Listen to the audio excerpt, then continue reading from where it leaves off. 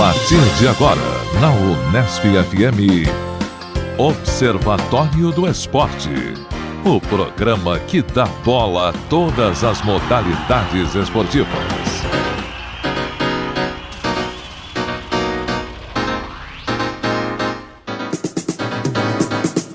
Olá, ouvinte da Unesp FM. Hoje é sábado, 25 de maio de 2013. Começa agora o Observatório do Esporte. Eu sou Luiz Moraes. E eu, Júlio Penariol. No Observatório de hoje, informação e análise dos acontecimentos esportivos da semana. Confira uma reportagem sobre a arbitragem no Brasil. O árbitro Rodrigo Braguetto anunciou sua aposentadoria após ser substituído da final do Campeonato Paulista. De acordo com ele, é impossível apitar e manter outra profissão que gere algum tipo de conflito de interesses. A decisão do agora exclusivamente empresário reacendeu o debate sobre a profissionalização da arbitragem no Brasil. Para comentar o assunto, conversamos com o chefe da Comissão de Arbitragem da Federação Paulista de Futebol, Coronel Marinho, e com o árbitro assistente bauruense, Márcio Luiz Augusto. Entrevistamos também o presidente do Sindicato dos Árbitros de Futebol do Estado de São Paulo, Arthur Alves Júnior, que esteve em Brasília essa semana para discutir a questão.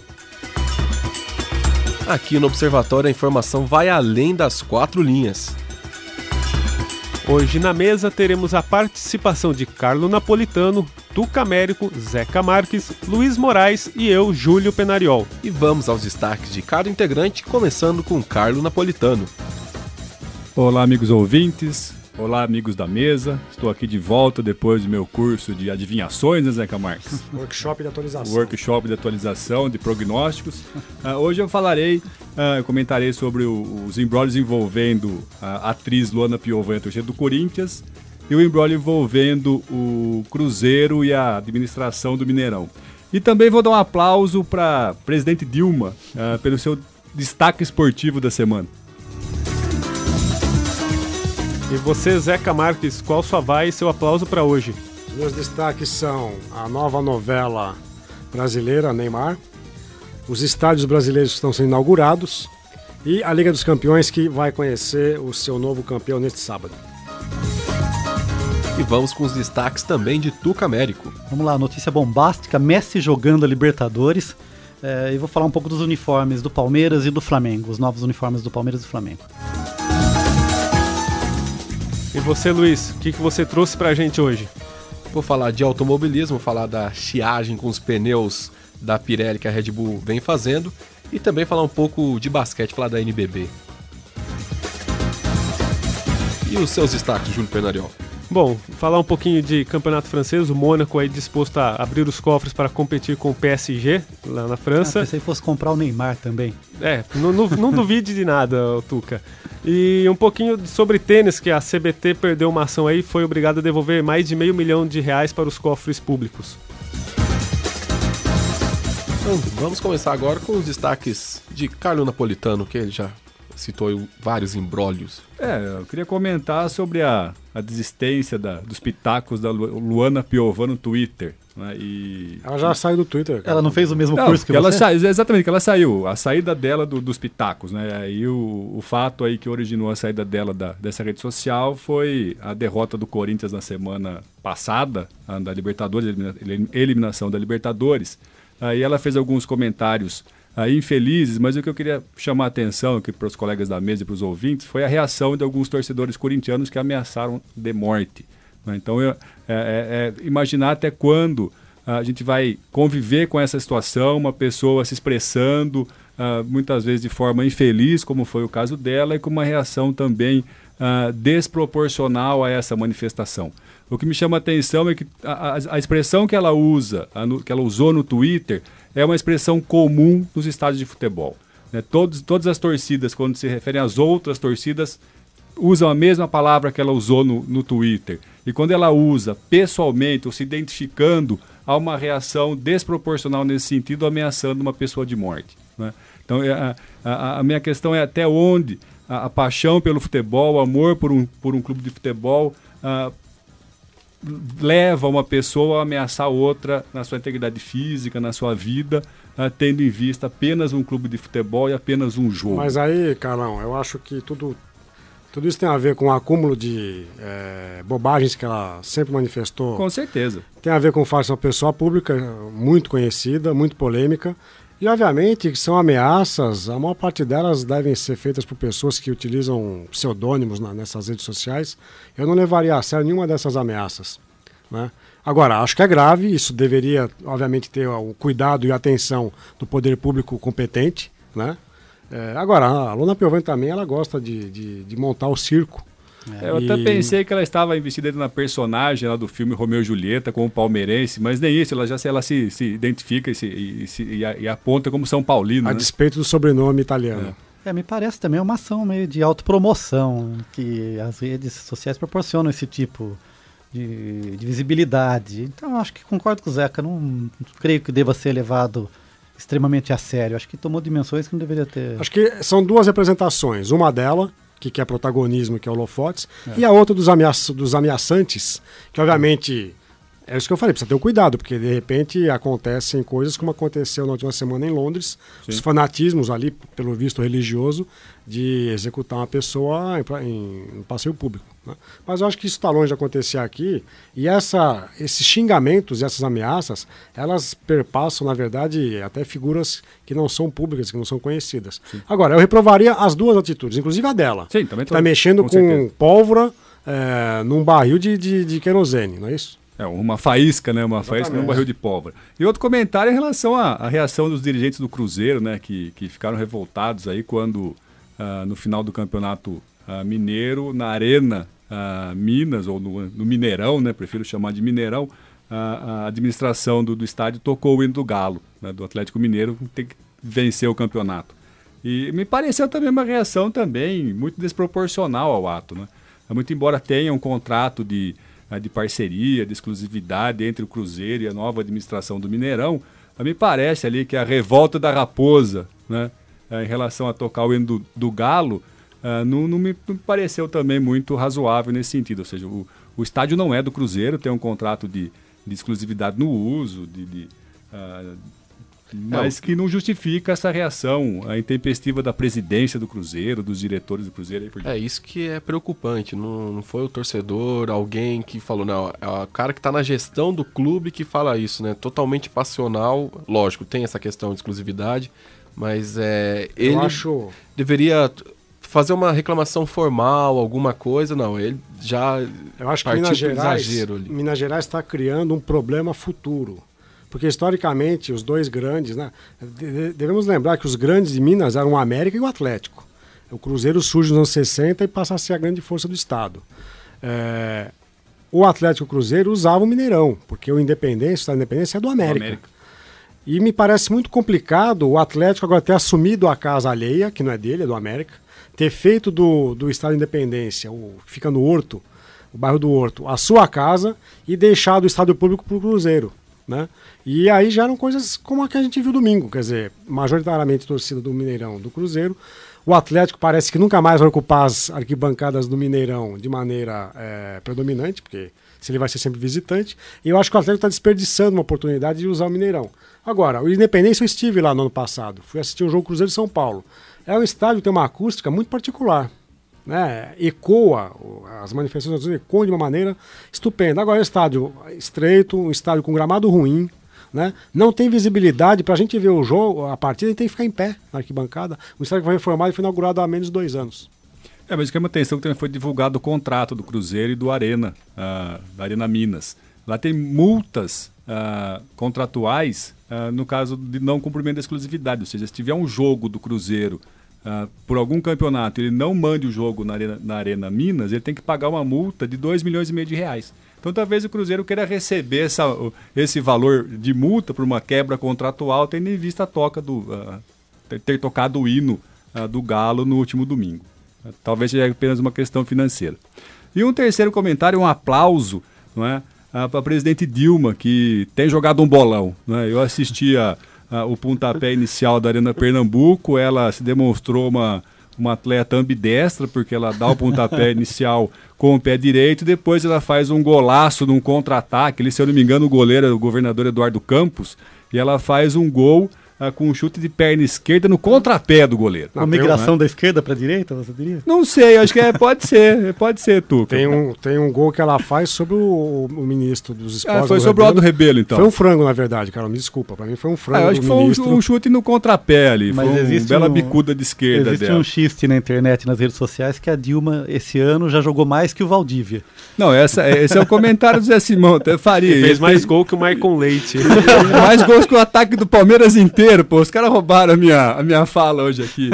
E tá sendo cogitada pelo Felipão, né? Se eu fosse o Hulk, o Neymar, o Damião e o Fred, eu ficaria um pouco preocupado. Tem um atleta aí no auge da sua forma, tal, que talvez ataque guerrilheiro. Possa ser. Tá sendo observada pelo Felipão já. Um aplauso para ela pelo desempenho esportivo, que é muito melhor do que o meu Palmeiras, Tuca. Eu queria chegar ali. Tá ok. Passamos então para os comentários agora do mais triste do que nunca, Zeca Marques, depois da perda do título do seu Benfica. O pessoal fica querendo relembrar de fatos tristes, de coisas melancólicas. Eu comentei na semana passada... Dá um fado isso, Zeca? Inúmeros fados. O Benfica podia ser campeão da Liga Europeia e campeão português, tinha 4 pontos de avanço sobre o Porto e em 3 rodadas o título esvaiu-se de maneira melancólica. O Benfica pode ser campeão nesse domingo.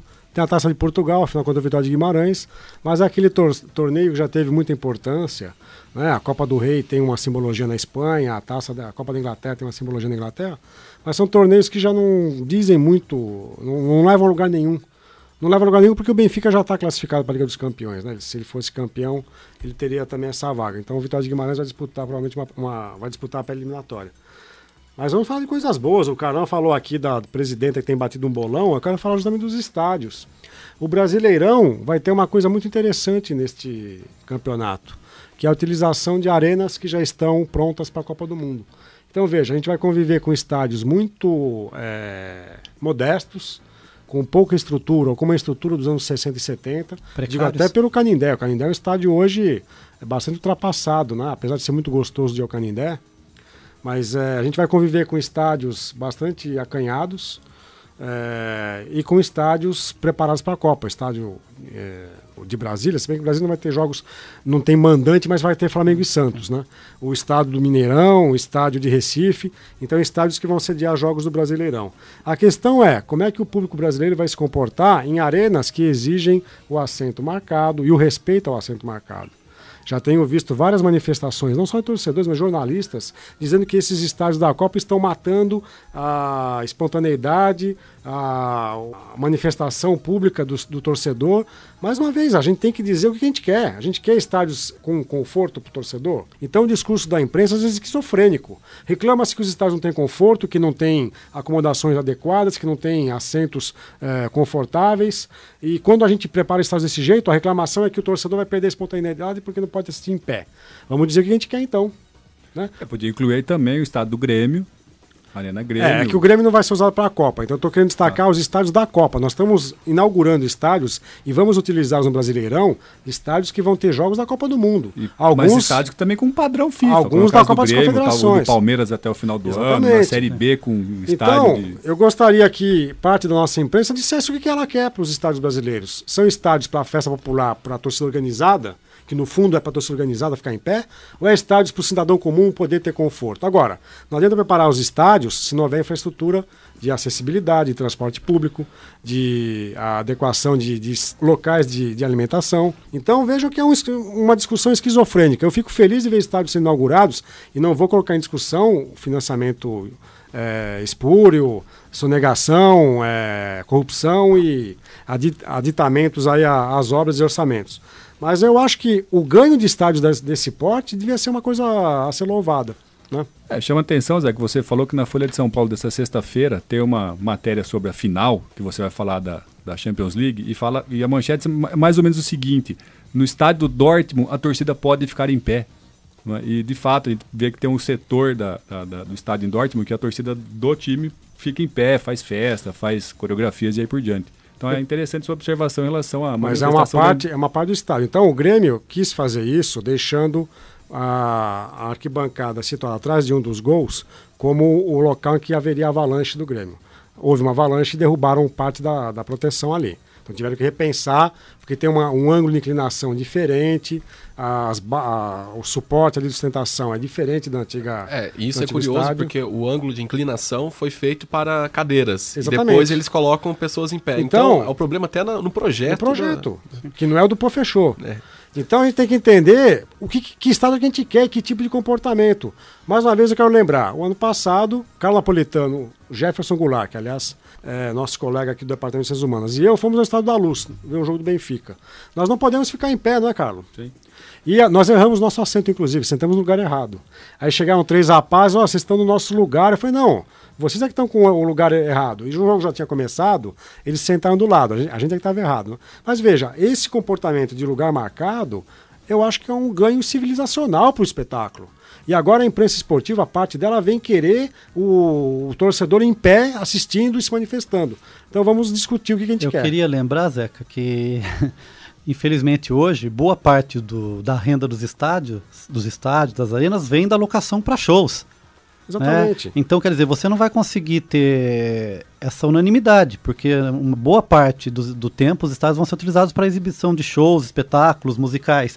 E que aí sim faz sentido as cadeiras numeradas, para se com conforto. Agora, e quem quer bagunça vai para a pista lá embaixo. Não estou dizendo que os estádios não devam comportar manifestações populares dos torcedores, mas isso pode acontecer. Agora, o discurso que está sendo feito é um discurso que só valoriza e premia a presença de torcidas organizadas, que são as que não querem cadeiras, não é? Querem assim em pé e fazer as arruaças que eles costumam fazer. Só um exemplo, Zeca, o tempo que eu passei na Argentina, no estádio do River, eu fiquei 5 meses lá, e o estádio do River acho que ficou 3 meses exibindo shows. Só os shows do Roger Waters foram 9, ou seja, ficou 2 meses o estádio fechado só para exibir show. Então isso quer dizer, isso faz parte do modelo de negócio. Mais uma vez, acho que tem a ver também até com o valor do ingresso, né, Zé? O valor do ingresso. Na quinta-feira, no Globo Esporte, Thiago Leifert anunciou que os ingressos para o jogo do Palmeiras serão R$200 a cadeira e R$60 a arquibancada. E ele criticou, falou, nossa, 200 paus para assistir um jogo? Talvez seja isso mesmo, mas até foi uma seleção elitizada. Mas foi justificado também, Carlão, que esse preço foi em função do sócio-torcedor que paga praticamente metade do preço. Né? Mas seria 130 também, é um valor muito alto se for comparar o padrão de renda do brasileiro. Ou seja, o sócio-torcedor está sendo enganado. E se for comparar o padrão de jogo do Palmeiras. Né? Tem que ser de graça, né, Júlio? Entendo. Mas desculpa insistir nessa esquizofrenia da nossa imprensa, porque ao mesmo tempo que eles criticam esses estádios que vão elitizar o futebol, por outro lado exige-se sempre que os estádios mantenham estruturas adequadas para que a gente leve as nossas famílias, e filhos, e mulheres, e senhoras, e mães. Então, mais uma vez, o que nós queremos?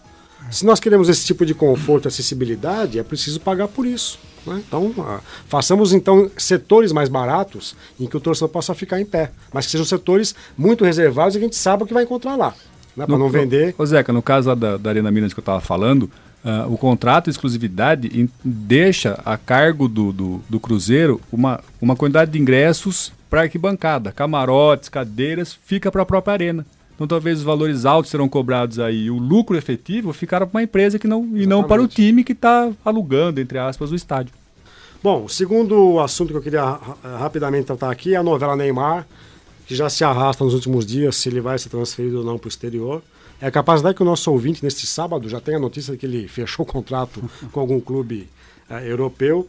Mas eu acho que esse tipo de desgaste que está sofrendo o Neymar é muito prejudicial a ele, é prejudicial ao Santos, é prejudicial à carreira dele.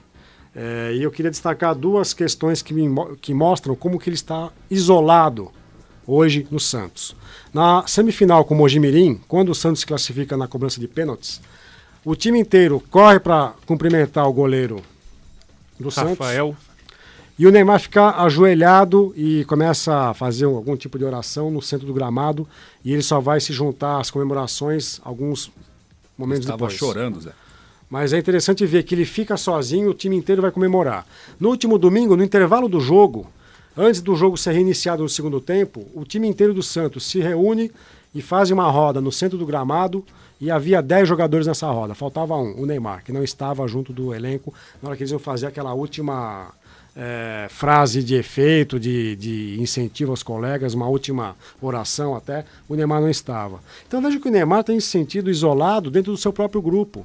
Então acho que não faz sentido ele, o pai dele, o staff, os investidores do Santos, perpetuarem essa agonia, uma agonia pública. O Neymar não tem jogado nada há 5 meses, né? E não sei se é porque ele está com a cabeça na transferência, se está com a cabeça na seleção brasileira, mas eu acho que é pena que a gente fale do Neymar hoje como uma espécie de flop. É um jogador que poderia ser um gênio e está se definhando nos campos brasileiros. E não estão percebendo que está depreciando o próprio valor monetário do jogador. E aí são vários discursos contraditórios, porque veja, mesmo que ele saia o ano que vem, quando acabar o contrato, não é verdade que o Santos não vai ganhar nada. O Santos é clube formador.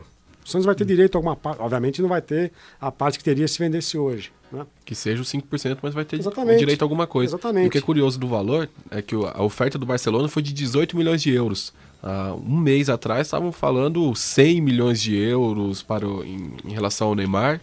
E é um valor de 18 milhões. Então, até a diminuição do valor mesmo está eu li aqui uma nota, né, que foi passada pelo nosso colega aqui da rádio, o Pedro Norberto, e que eu teria uma proposta do Real Madrid nesse sentido, de 100 milhões de euros. Então é uma desvalorização brutal no passe do jogador. Agora, talvez o staff dele, o pai dele estejam esperando, a Copa das Confederações, que acontece em junho, tentar valorizar o atleta, e a janela de transferências, de fato, ela só se resolve em agosto. Pode ser uma opção. Mas não que fique claro, o Neymar não vai fechar nenhum tipo de contrato antes de agosto, né? E corremos o risco da seleção ser um fiasco na Copa das Confederações. E por último, neste sábado, Liga dos Campeões, Bayern de Munique e Borussia, mais uma vez eu diria que é um retrato da Europa. 2 alemães que fazem a final em Londres para decidir quem tem a supremacia do continente. Eu acho que só no início da Segunda Guerra Mundial, Carlos Napolitano, nós tivemos essa sobrepujança alemã no continente como nós teremos nesse sábado. E é simbólico ver duas equipes alemãs fazendo a final em Londres. Londres que foi talvez o último reduto que os alemães não conseguiram dominar na Segunda Guerra. E se esse jogo fosse em Paris, aí teria uma simbologia ainda maior. Porque os alemães marcharam por Paris quando ocuparam a França e não conseguiram chegar até Londres. Mas vão chegar neste sábado para fazer uma final. E eu já adianto aqui a minha torcida. Eu gostaria que o Bayern de Munique fosse campeão. Vamos agora com os comentários de Tuca Américo. Bem, vamos lá. Você estava falando de Neymar, meu amigo Zeca Marques. E o Neymar manifestou muito seu interesse em jogar ao lado de Messi, né? E esse sonho do Neymar pode estar muito mais próximo do que ele imagina, porque o que foi noticiado nessa sexta-feira é que existe uma proposta do Messi jogar as semifinais e as finais da Libertadores pelo New Old Boys da Argentina. Não, fala, a sua pronúncia não está adequada hoje. Eu enrosquei, que é New Old Boys. Pronto. Agora New Old Boys. Obrigado. O Zeca tá Mas estudando. tem que passar pelo Boca Juniors primeiro. Tem que passar pelo Boca Juniors, né? Mas só pra gente entender um pouco, né? Isso foi mas aí o Neymar também se transferiria pro News Old Boys, para os dois jogadores juntos? É uma potência latino-americana. News já fez uma final de Libertadores com o São Paulo, e o São Paulo foi campeão, né? Mas a verdade é o seguinte, o site Rosário 3, né, da cidade de Rosário, na Argentina, veiculou uma notícia que existe um sonho, uma possibilidade do Messi jogar as finais e semifinais, como eu disse, invertendo, né? As semifinais e finais do Libertadores pelo Rosário, porque é o time de coração do Messi, do pai dele, e o presidente do clube, o Guillermo Lorente, e o pai do Messi, o Jorge Messi, disse que iniciaram uma conversa dessa possibilidade, para ver como é a cultura argentina, né? Só depende de duas coisas, o coitado do Messi que está lesionado, né? Qual seria o valor do seguro? Então, esse é o primeiro impedimento, nem se cogita. O primeiro problema é que ele não tem dinheiro para cobrir seguro. Outra é que o Messi teria de abrir mão de suas férias. Ele que está lesionado. Esse seguro é quase o valor do PIB da cidade de Rosário. Com certeza. Então, mas, resumindo, eles sonham com isso, né? Isso é muito curioso. Bem, paciência. Ele vai jogar no campo do Tijuana? Tijuana. Acho que o Messi consegue dominar a bola num campo artificial, né? Coisa que o Ronaldo não conseguiu fazer durante essa semana. Mas vamos lá, então seria só esse destaque para descontrair um pouco, uma notícia pouco provável. Sobre uniformes, que eu falei na escalada do programa, né? O Palmeiras lançou essa semana o seu uniforme para disputar a Série B, e é um uniforme retrô, né? É a camisa 1 verde, né, que lembra que é inspirado na década de 70, chamada Segunda Academia, e o segundo uniforme é branco.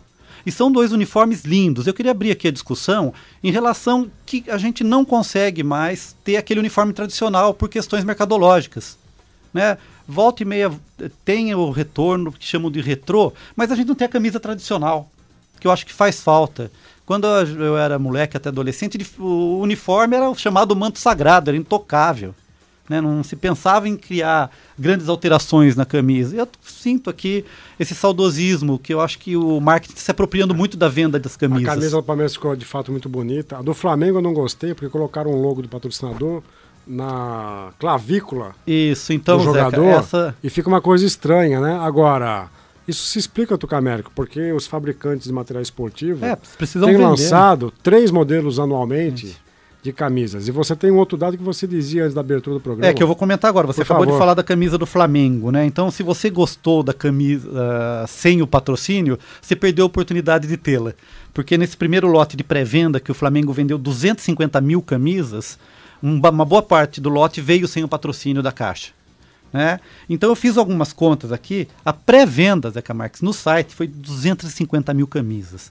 Supondo que em preço de mercado uma camisa oficial custe R$180, que é um preço bem salgado, isso resulta em 45 milhões de reais. Então a gente tem uma possibilidade de entender o quanto vale isso em recurso financeiro. 45 milhões de reais em pré-venda.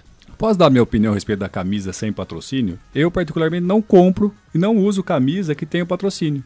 Eu não me considero um outdoor ambulante para ficar fazendo patrocínio, fazendo publicidade e propaganda para empresas. Então eu nunca recebo para isso. Então eu quando tenho oportunidade, Você pagando para usar. Eu compro a camiseta sem o patrocínio. Eu desfilo com o símbolo do time do meu time. Você faz como algumas empresas jornalísticas faziam algum tempo atrás, que era raspar também com gilete o fabricante esportivo? Você coloca uma fita isolante em cima esparadrapo, alguma coisa assim. Para uma confissão aqui, para falar a verdade, eu tenho uma camiseta do Palmeiras que tem patrocínio, que é do Parmalat, da Parmalat de 1995, que é do bicampeonato paulista e do bicampeonato brasileiro. Então é uma camisa histórica, vai para museu, porque isso nunca mais vai acontecer. O curioso, acho que o Zeca vai lembrar, que durante a jornada multidisciplinar que nós tivemos 1 ou 2 semanas... Semana passada, uma aluna já formada da USC apresentou um trabalho sobre patrocínios, né, de camisas e sobre a preferência das pessoas. E uma pesquisa que ela realizou em 2 cidades. A Nathalie fez uma pesquisa de TCC na USC. Exatamente. E nessa pesquisa, a conclusão que ela apresentou é que as pessoas, curiosamente, preferem a camisa com um patrocinador só. Não é nem aquela cheia de patrocínios na frente, nas costas, do lado, e nem a camisa totalmente lisa. As pessoas preferiram a com o patrocinador master. Eu achei curioso, porque normalmente as pessoas preferem mesmo a retrô, né, a limpa, que a gente chama. É que a camisa sem patrocínios não faz muito sentido hoje com o layout atual. Faz sentido nas camisas retrô. Então é pegar a camisa do Palmeiras no modelo de 1960 e 70. Essa que a Adidas fez Palmeiras, ela lembra a dos anos 70, mas não é igual. Não é igual. Era diferente. É diferente. Né? Quero ver se vai lembrar o período áureo do Palmeiras dos anos 60 e 70. Ela é inspirada, ela tem as cores, um pouco a gola, mas o corte é diferente, o tecido é diferente, até por questões de performance, né? Mas fica aí o meu protesto. Eu sinto saudade das camisas com tradição e limpas. Vamos agora com os comentários de Júlio Penariol aqui no Observatório do Esporte. Olá a todos. Bom, começar falando de campeonato francês, né? Nós vimos o PSG formando um grande time aí com altos investimentos nessa última temporada, e o Mônaco, que foi comprado recentemente por um bilionário russo, que eu me nego a falar o nome dele aqui, que com certeza eu vou errar. Passa pro Tucamérico. Passa pro Tuca. O Mônaco Meu russo não está fluente ultimamente. O Mônaco está disposto a gastar cerca de 500 milhões de reais para se reforçar na próxima temporada e fazer frente ao PSG. Nomes como Tevez, Falcão Garcia, João Moutinho do Porto, odiado pelo Zeca Marques, já encabeçam a lista de reforços do time. Ele é odiado inclusive pelo Sporting, que era o time que o criou, na transferência que ele fez para o Porto, né? Porque diziam que ele é o traidor do Sporting. Exatamente. Sporting, que, aliás, que veio inaugurar oficialmente o estádio de Recife com o Náutico, empate 1-1. Sporting que, só para lembrar, inaugurou o Morumbi num jogo contra o São Paulo. 1-0 para o São Paulo, gol de Peixinho, que é tio do Jefferson Goulart. A Arena Pernambuco começou muito bem, começou com gol contra, né, do zagueiro do Náutico. E não começou foi com o gol da Dilma. E o frango do Aldo Rebelo.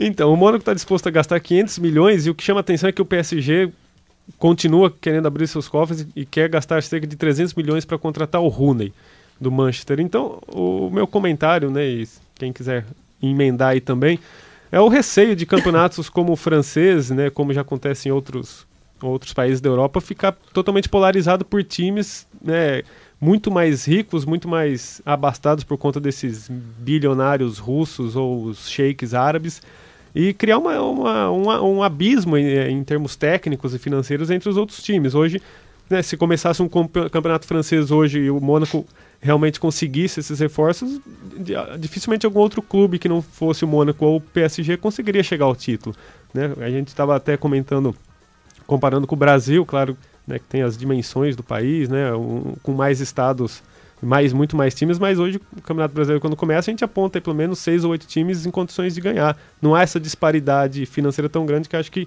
só traz prejuízos para o futebol, na verdade. O campeonato francês, que é um campeonato ainda com muitos times alternativos, né? O Montpellier foi campeão na temporada passada em cima do Paris Saint-Germain, até de uma maneira surpreendente. E neste ano lutou para ficar entre os 10 primeiros, porque sempre ali os times vão se alternando. O Mônaco mesmo, quando foi vice-campeão da Champions, ele foi uma surpresa. E isso é ruim pro próprio campeonato, que além de polarizar, a graça do campeonato francês, ele que era de ter bastante times alternativos, vai se diminuindo ainda mais. O que me entristece é esse tipo de clube, né?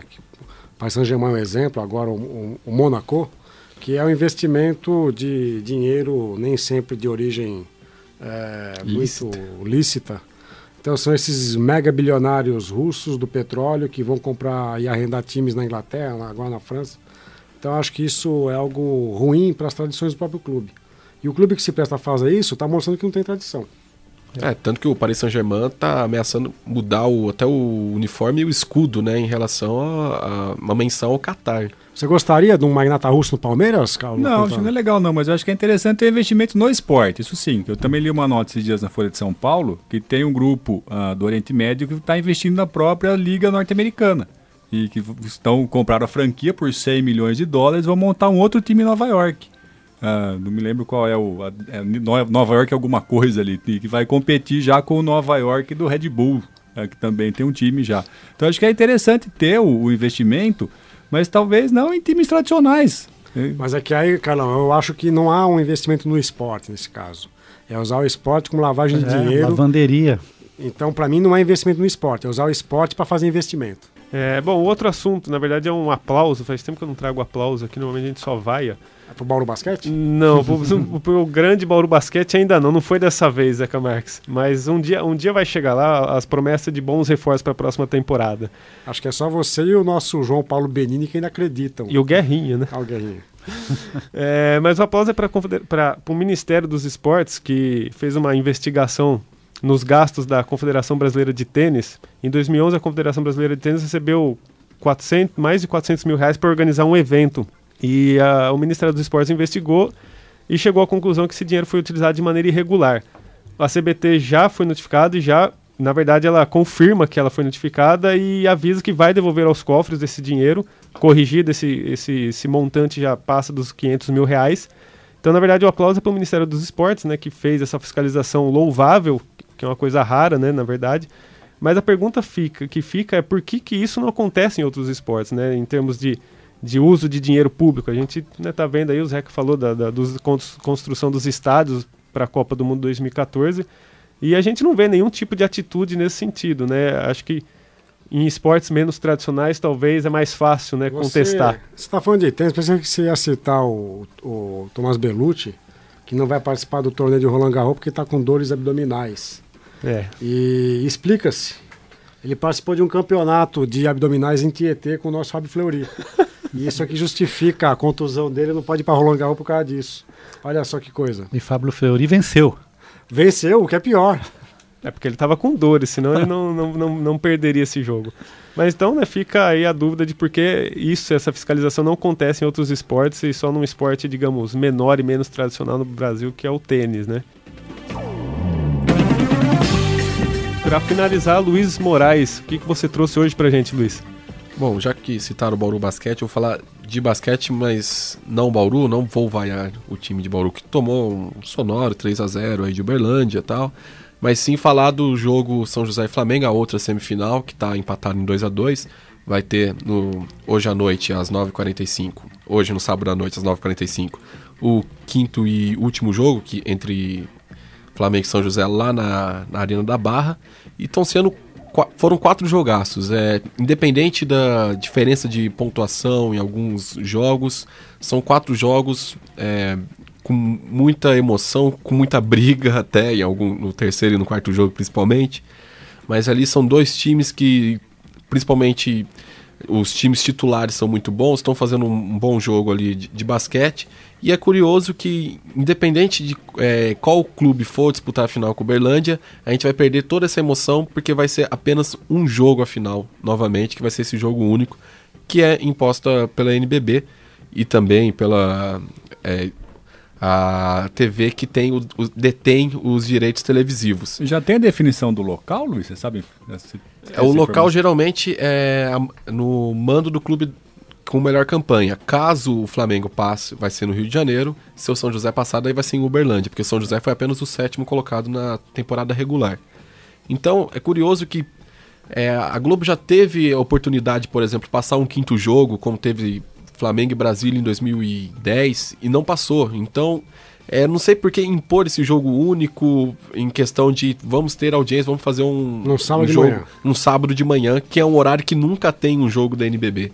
Então na verdade, esse horário do jogo deste sábado, 9h45, também já é totalmente incomum para o basquete. Já não é um horário mais praticado pela modalidade. Ainda mais que depois acabar o jogo perto da meia-noite, e se tiver uma prorrogação, pode até ultrapassar a meia-noite, e aí fica complicado até para quem for voltar de casa, lá no Rio de Janeiro, for voltar meia-noite, 1h da manhã, e aí o transporte público já está diminuindo e tudo mais. Então fica a minha vaia aí essa questão do jogo único da NBB, que infelizmente diminui e muito a emoção da final. As semifinais sempre são as mais emocionantes, assim como foi ano passado. E deixar também uma outra vaia, aí a chiagem, digamos, que todas as reclamações que há da Red Bull com os pneus da Pirelli na Fórmula 1. Agora, falando um pouco de automobilismo, porque se tem equipes como a Lotus que se adaptaram aos pneus da Pirelli, que conseguem fazer paradas a menos, lógico, o pneu está resistindo muito pouco, isso pode até ser um perigo numa prova como o GP da Bélgica, mas, por exemplo, na prova da Espanha, eu acho que essa reclamação ela não pode, é chororô da Red Bull, porque viu que o melhor piloto dela está andando em quarto, perdendo cada vez mais tempo ali de volta para as Ferraris, para a Lotus, e aí por isso começa a reclamar. Mas se fosse agora a Red Bull dominando, eles, como foi, por exemplo, 2011, 2012, eles não iam ter essa reclamação. Não à toa, a Pirelli agora está, a partir do GP do Canadá, daqui a 2 semanas, vai retornar aos compostos do ano passado, em questão de durabilidade. Então, fica aí a minha vaia aí a toda essa reclamação. E a Lotus, né? O que acontece com a Lotus? Ela que se adaptou, ela que estava se dando melhor, agora ela que se vira, por causa da reclamação de uma equipe hoje maior na Fórmula 1. E também deixar aí uma consideração interessante para quem gosta de automobilismo, que esse final de semana é um final de semana sagrado, digamos assim, porque vai ter Grande Prêmio de Mônaco e 500 milhas de Indianápolis. Então, quem gosta de corridas é domingo em frente à TV. E tem Nelsinho Piquet, não tem na NASCAR? E tem Nelsinho Piquet na NASCAR, tem muita corrida aí para assistir. É que o Grande Prêmio de Mônaco e as 500 milhas fazem parte da tríplice coroa, né, digamos, do automobilismo, junto com as 24 horas de Le Mans. Então, fica aí o registro. E também deixar um registro das 500 milhas para Carlos Munhoz, um piloto iniciante, está estreando na Fórmula Indy, vai largar em segundo, ou seja, na primeira fila, porque as 500 milhas, na verdade, são por filas, né? Se você largou em primeiro e em terceiro, você tem a mesma chance ali de disparar na frente. Então, o Carlos Munhoz, que está largando em segundo, pode seguir aí os passos de Juan Pablo Montoya, que largou em segundo também na sua primeira corrida de 500 milhas de Indianápolis. Aí. Então, fica aí o aplauso a Carlos Munhoz e também ao Ed Carpenter, que foi o pole position. O assunto agora no Observatório do Esporte é a arbitragem. Na semana passada, o árbitro Rodrigo Braguetto não pôde apitar o segundo jogo da final do Campeonato Paulista entre Corinthians e Santos por ordem da Federação Paulista de Futebol. A substituição ocorreu porque a empresa de Braguetto presta serviços à sede social do Corinthians. Após o episódio, o árbitro abandonou os gramados para dar prioridade aos negócios. Braguetto é sócio da APTO, Assessoria e Eventos Esportivos, empresa que cede árbitros para jogos e campeonatos amadores. Além de Corinthians, Santos e São Paulo já contrataram árbitros da APTO. O substituto de Bragueto na final do Campeonato Paulista foi Rodrigo Sereta de Lima, que também possui outra profissão, ele é modelo. A questão trouxe de volta o debate sobre a profissionalização da arbitragem no Brasil. Ainda essa semana, nos dias 21 e 22 de maio, uma comissão foi a Brasília para tentar convencer o Senado Federal a aprovar o projeto de lei 294/2001. O texto busca a regulamentação da atividade de árbitro de futebol.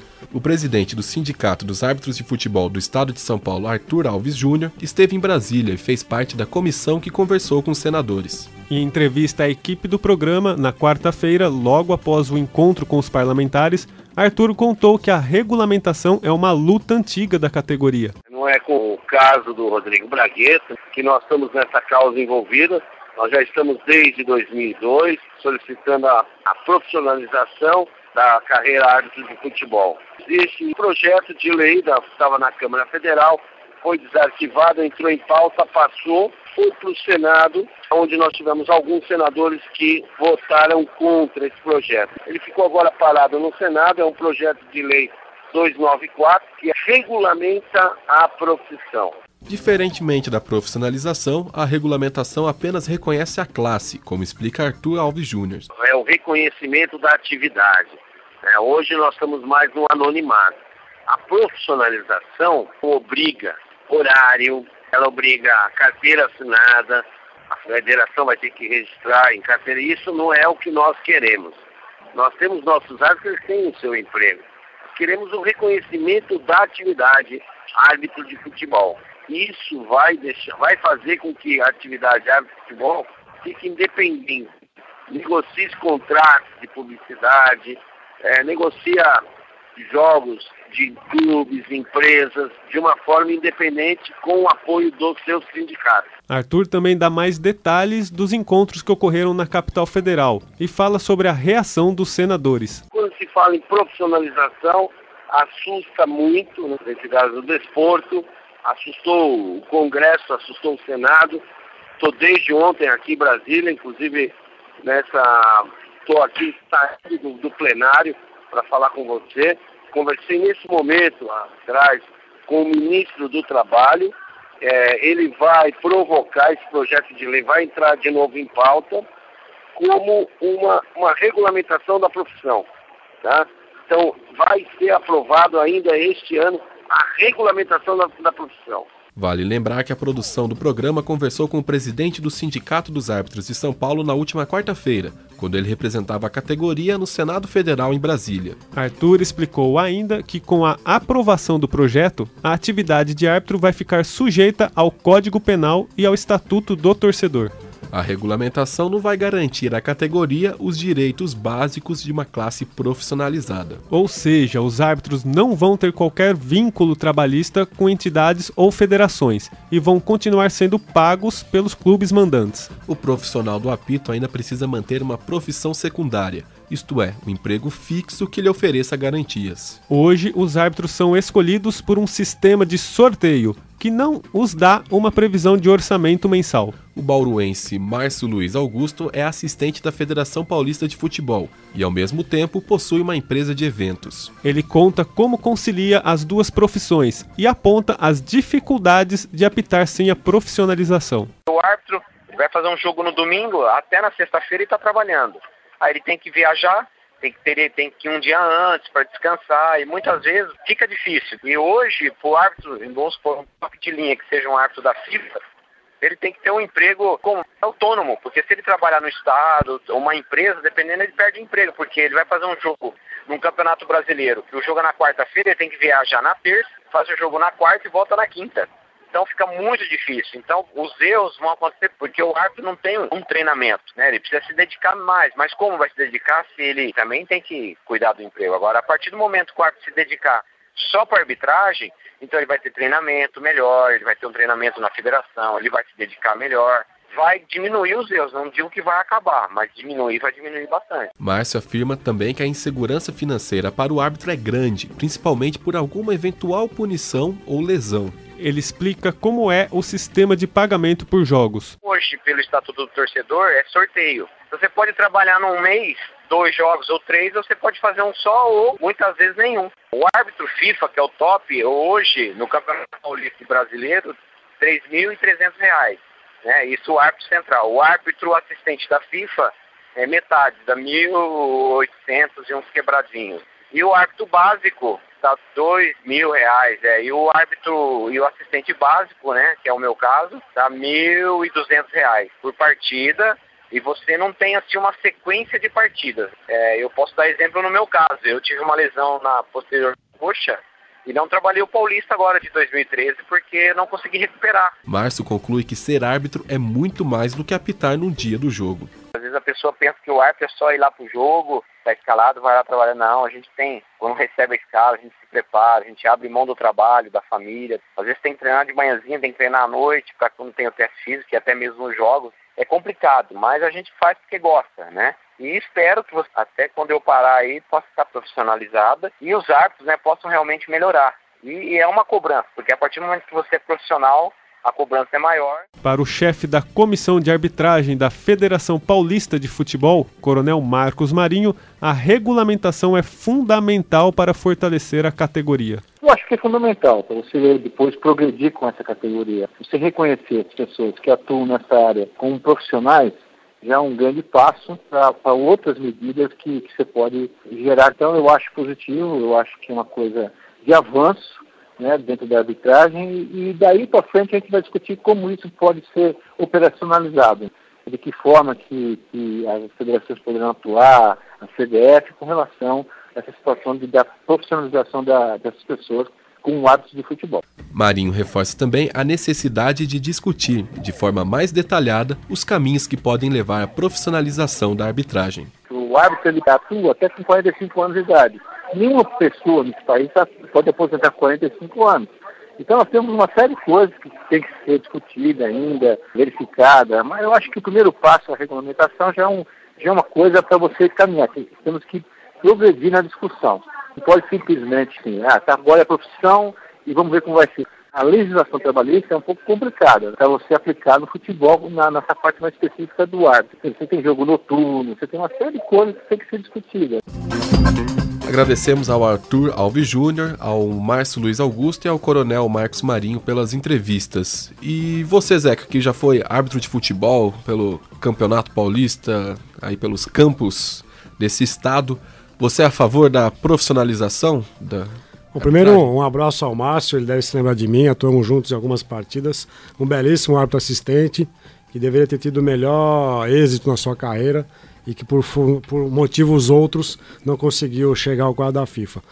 A questão da arbitragem é o seguinte, dentro da estrutura do futebol é o único elemento que continua de forma amadora atuando nesse cenário, porque nós temos até o massagista de um clube, até o porteiro do clube, eles são profissionais. Profissionais do quê? Eles dependem da sua atividade única e fim.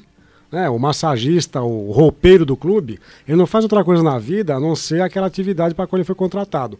O árbitro não, ele tem que apitar o jogo de quarta-feira ou de final de semana e nos outros dias da semana ele tem a sua ocupação principal. Então essa divisão de tarefas, de preocupações e atividades, ela é nociva tanto para a arbitragem e para o futebol, como para as carreiras particulares e pessoais dos árbitros. Porque eles também não conseguem deslanchar suas carreiras em outros setores se eles ficarem divididos no seu tempo de trabalho.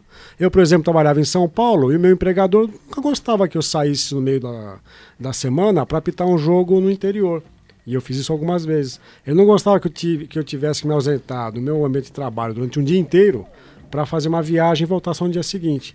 Então isso era prejudicial para a minha profissão, para o meu trabalho, e era prejudicial para o meu trabalho como árbitro, porque também eu não conseguia me concentrar e ter tranquilidade para trabalhar. Você já era professor, Zeca?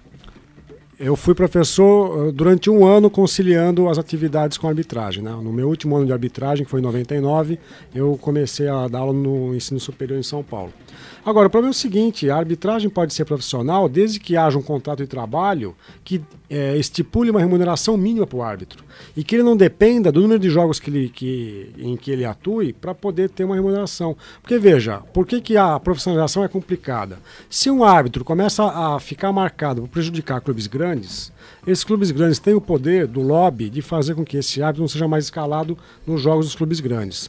Esse árbitro pode permanecer 2 meses sem atuar em função do que a gente chama de geladeira. Veja, se ele depender do salário de atuação em jogos para a sua subsistência, ele vai ficar com sérias complicações remuneratórias. Ele não vai poder atuar, não vai ter dinheiro, não vai ter salário. Então é preciso ter uma renda mínima que justifique a manutenção de um quadro estável, e mesmo assim o árbitro vai ficar sempre suscetível a ele ser demitido pela federação ou pela associação de árbitros no meio de um campeonato.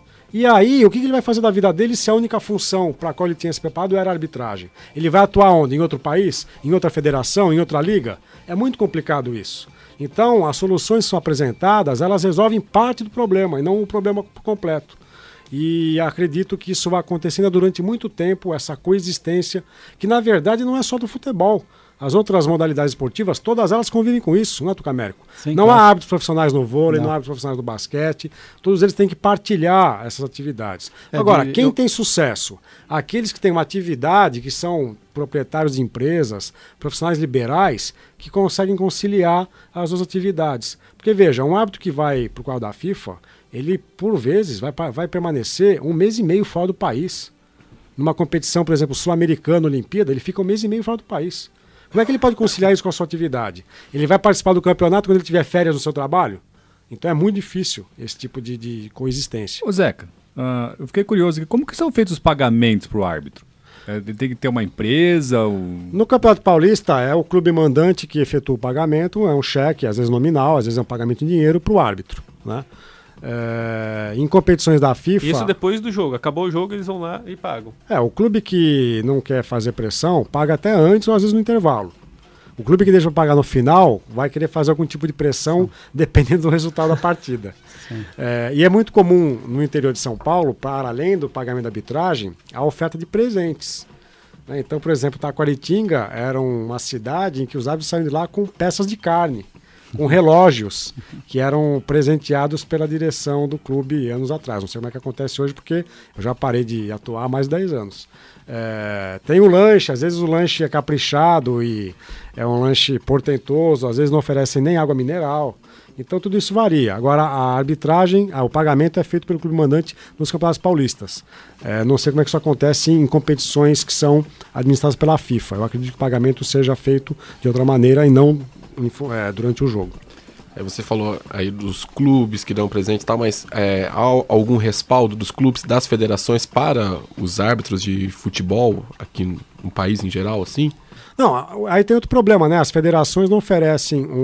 As federações fazem a formação do árbitro, mas não mantêm uma estrutura que permite que o árbitro possa se reciclar, ter acompanhamento psicológico, preparação física. Tudo isso é feito de maneira unilateral, particular pelo árbitro.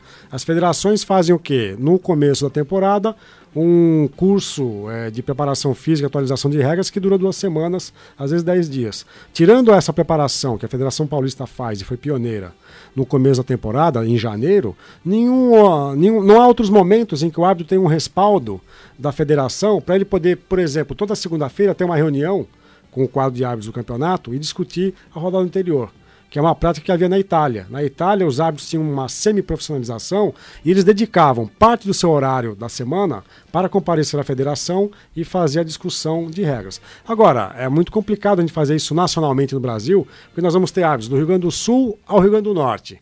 E aí, onde vai ser essa reunião? No Rio de Janeiro, toda segunda-feira? Os custos de deslocamento são muito altos. E um problema que eu acho fundamental no Brasil. O Brasil tem federações estaduais e uma confederação nacional que é a CBF. Quem faz a formação do árbitro são as federações estaduais. E fornecem esses árbitros para o Campeonato Brasileiro. A CBF não é formadora. E aí a gente tem uma disparidade. Quer dizer, a grande vitrine do Campeonato Brasileiro é administrar uma entidade que não forma árbitros, porque eles são formados nos estados. Então, no caso do futebol, nós temos vários problemas, que não é só a regulamentação ou a profissionalização da arbitragem. Causa estranhamento, né, Zeca? Duas coisas. Primeiro, é dentro de um ambiente de alta performance extremamente profissional, ainda a arbitragem manter esse caráter amador, no sentido de quem faz é quem ama, não que não seja profissional, não tenha competência para isso. Mas o árbitro é tratado como amador, uma pessoa que gosta e está ali por amor àquela profissão. E aí, coisa que pouca gente discute, as federações não querem estabelecer contratos com os árbitros, com as pessoas físicas.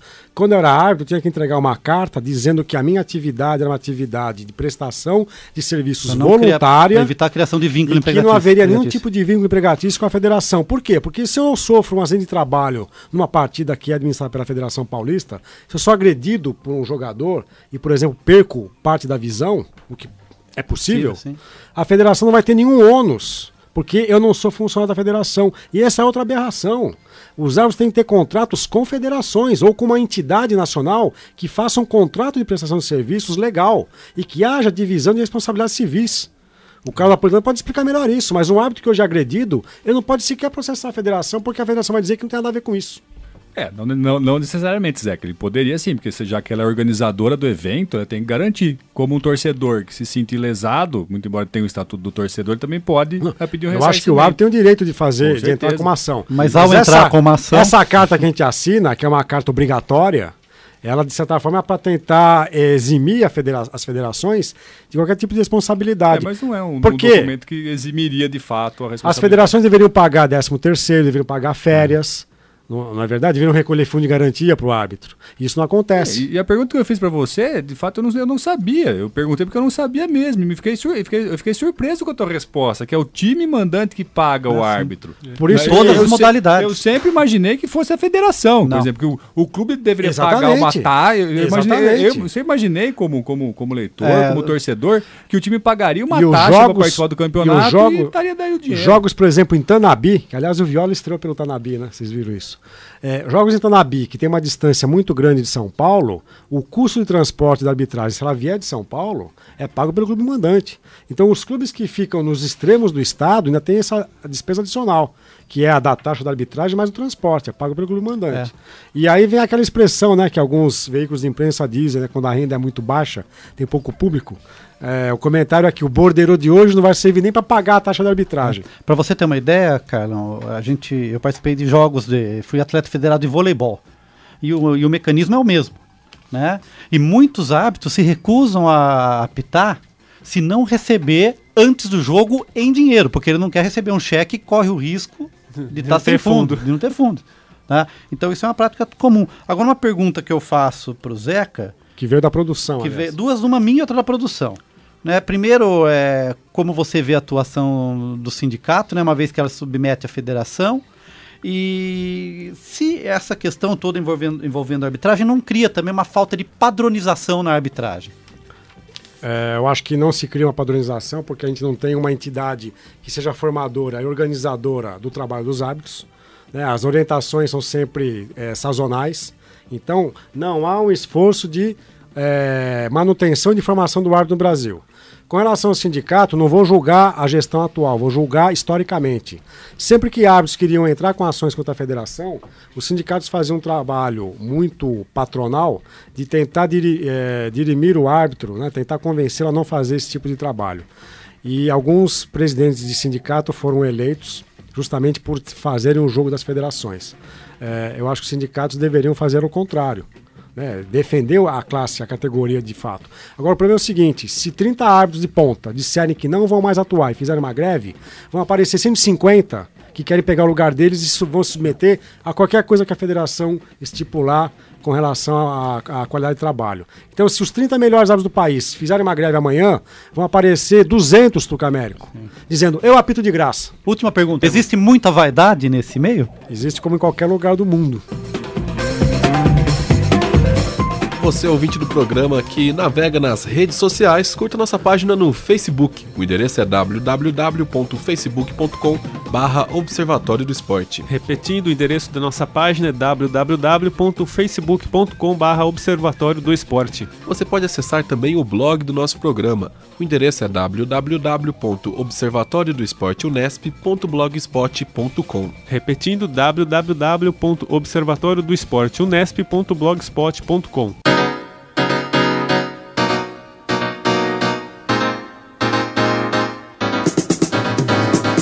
O Observatório do Esporte chega ao fim. Locução de Luiz Moraes e Júlio Penariol. Comentários de Tuca Américo, Carlo Napolitano e Zeca Marques. Equipe de reportagem: Fernando Martins, Gabriel Cortez e Vinícius Martins. Direção de Fábio Fleury. Produção técnica de Paulo Pepa. O Observatório do Esporte é um projeto de extensão universitária financiado pela PROEX, a Pró-Reitoria de Extensão da Unesp. O Observatório é coordenado pelos professores doutores Marcos Américo, José Carlos Marques e Carlo Napolitano. Até a próxima semana. Até lá, Observatório do Esporte, informação além das 4 linhas.